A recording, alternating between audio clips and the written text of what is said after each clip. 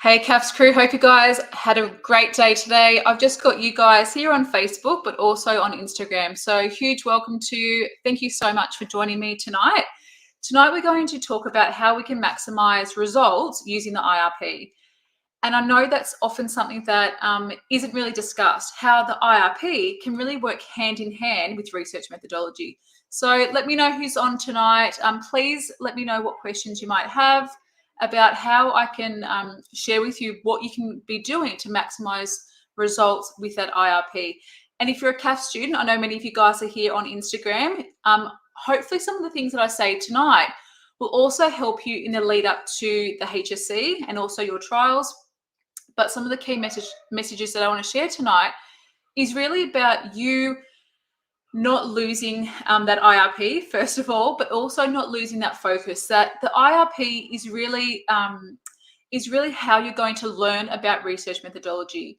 And so what I've been teaching teachers over the last 12 months and beyond that is about the power of using our IRP as a platform for you guys to learn how to actually apply your understanding to research methodology.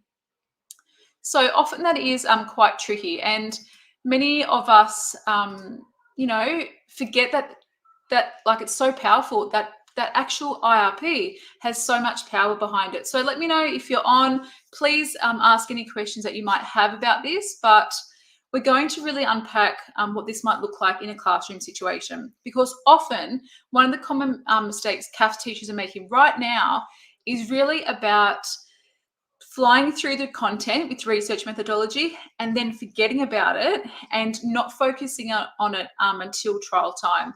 So many of you guys, you might spend the first couple of weeks doing some content, but we're not maybe marrying it up enough. And what we should be doing is really making strategic connections all the way through with our IRP. So that our students really know that when we learn about primary research, we then talk about, okay, in our IRP, what are our primary research methodologies actually going to be?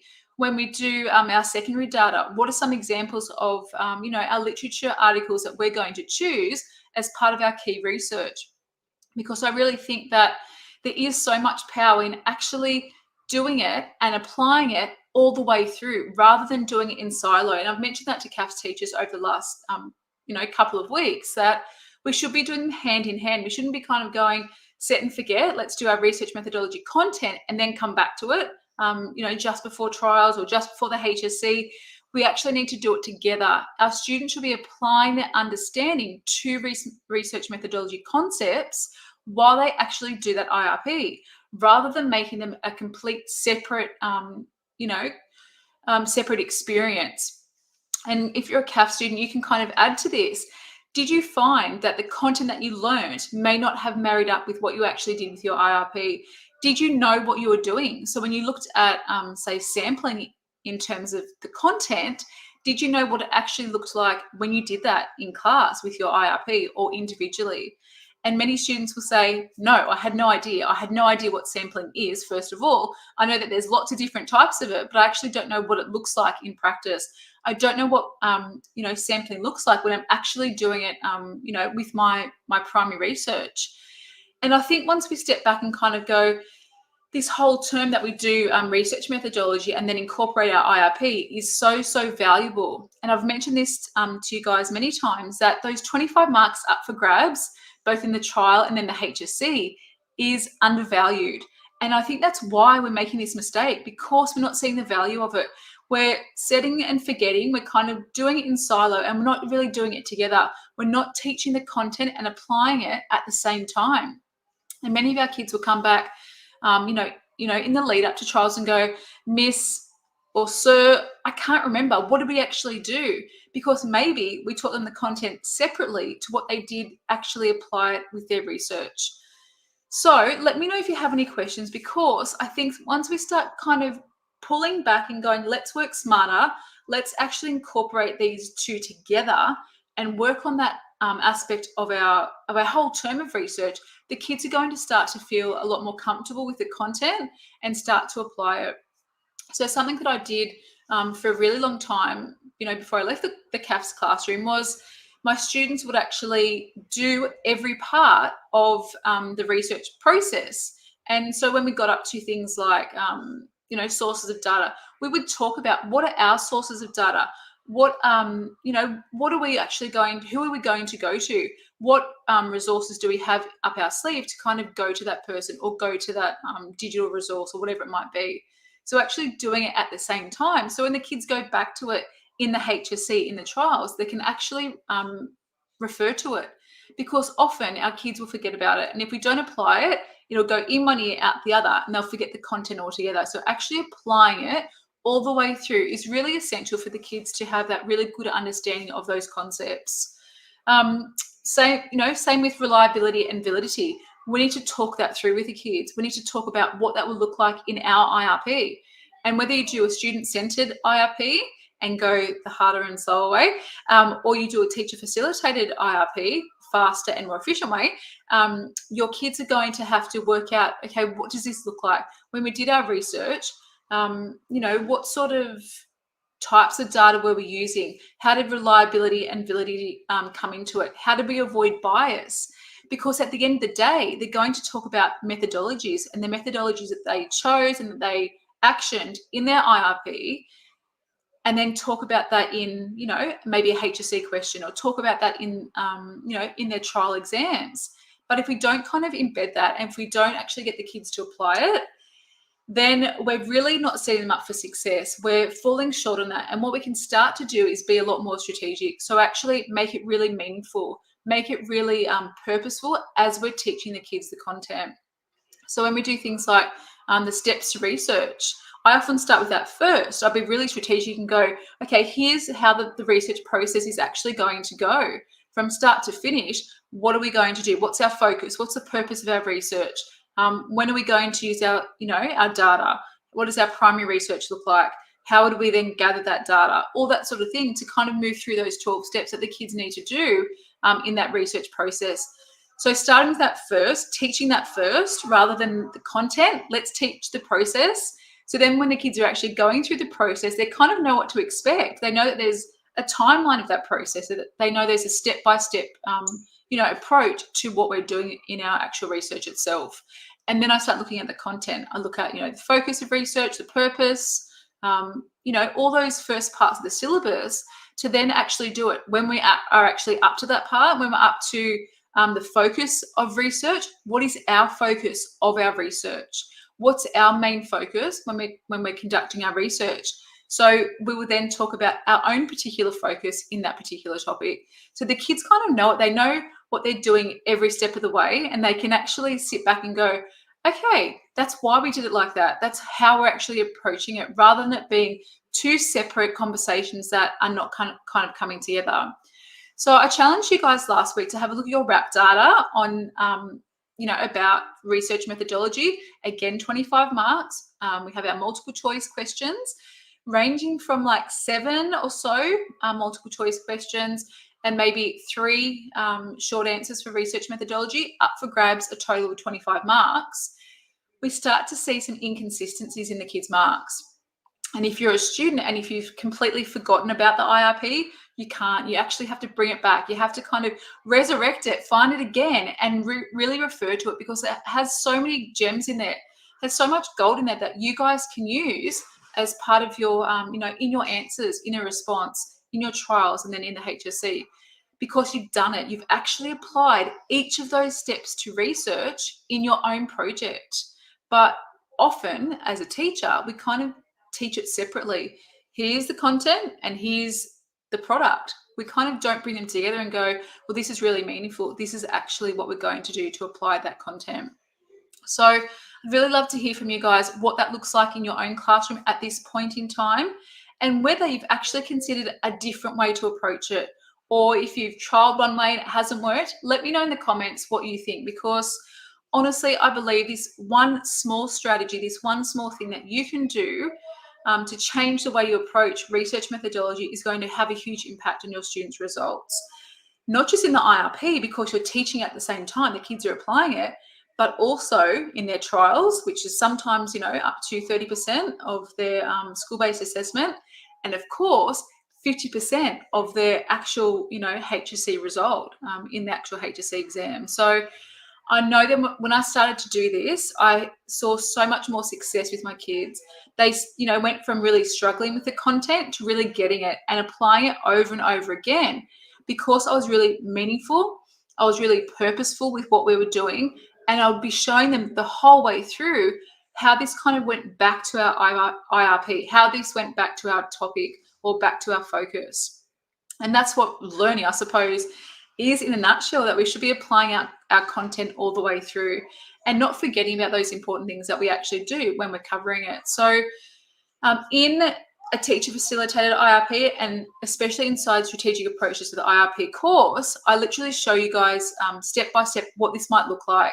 And many CAFS teachers have spoken about this being one of the biggest areas that they have really loved about the actual course itself. That connection, what you can do every single lesson while you're actually facilitating the IRP to actually learn content, to embed content, to connect it back to each other, because that's where the gold is. The kids applying their understanding all the way through, rather than having these two separate conversations that is often going on in a CAFS classroom. So, research methodology, let's put it away. Now we're focusing on the product. No, it should actually be going hand in hand. These two things are a process. They're going step by step together to come to that end result, not being two separate entities, two separate conversations that we're having with our kids. So please let me know if you have any questions, what this might look like in a classroom situation, how you've kind of trialed this before, or what you're thinking around this kind of process. Because as I mentioned, the minute I change this and there's a small tweak to actually apply the content, it had a huge impact on my students' understanding of the course concepts. Because at the end of the day, there's 25 marks up for grabs. If we don't do it justice, if we don't do it due value, then the kids are going to miss out on crucial marks, because often that application is missing. So when they see a question like, discuss the suitability of certain research methodologies, if you haven't discussed that with the kids, if you actually haven't applied it and said, well, in this situation, a case study is actually not really appropriate. We can't observe someone's, employment rate. We can't observe physically their mental health. We can see signs of that, but we can't actually do an observation on that particular thing. So maybe a questionnaire, maybe an interview is more suitable. And CAF students, that's what you guys can start to do, to start to look at, okay, what were some research methodologies we did in class? How did they work? Were they suitable? Were they not suitable? What were some of those inconsistencies? And really getting that application going is really important. Especially when it comes to that higher order content like reliability, validity, sampling, bias, and some of those things when we talk about ethical considerations or ethical behavior. What did we actually do? What did that look like in practice? Because in the HSC and in the trial, all of those questions on research methodology are application. So often there'll be like a situation or a case study or scenario, and the kids have to apply their understanding of the research to that scenario. If we haven't equipped them with those particular skills, or haven't shown them, okay, this is why we're doing this, this is how we're actually showing respect or showing integrity, then that's kind of like often, a bit of a missing ingredient that could be happening or could be missing in our classroom. So I hope that gives you guys something to think about. And really that value is about that application every single step of the way, not having it separate, not going, okay, content done, okay, now we can start the product. It's actually goes hand in hand. The actual content itself is for a whole term, essentially 25% of the course time. We need to do it justice and do that, give it its due value, because it is so important for the kids to actually apply that content to their situation, to the IRP, to the project that they've actually undertaken as a class, hopefully, or as an individual. But as we wrap up this afternoon or this evening, please let me know if you have any questions about strategic approaches to the IRP. We literally have, I'm just looking at my board, we literally have 40 teachers who have signed up for the course. So it blows me away that so many teachers are willing to give this a go, willing to give this strategic approach, or embedding that teacher facilitated IRP along the way, because these 4 simple methods, these 4 simple steps that you guys can actually can take on is going to have a huge impact on your students' results. So the actual product itself, the actual process that you undertake with your kids, the preparation that you provide for them for that HSC, for the trial, is so valuable that often we forget about it. And of course, then that purpose, that connection, that strategic connection to other course concepts, because we want it to be purposeful, we want it to be meaningful, rather than just some random topic, mental health, teenage pregnancy, sport participation, whatever. We want it to actually link to our course, because it needs to link to community and family studies. If we link it to HSC content, there is so much more value in that as well. So again, thank you for joining up.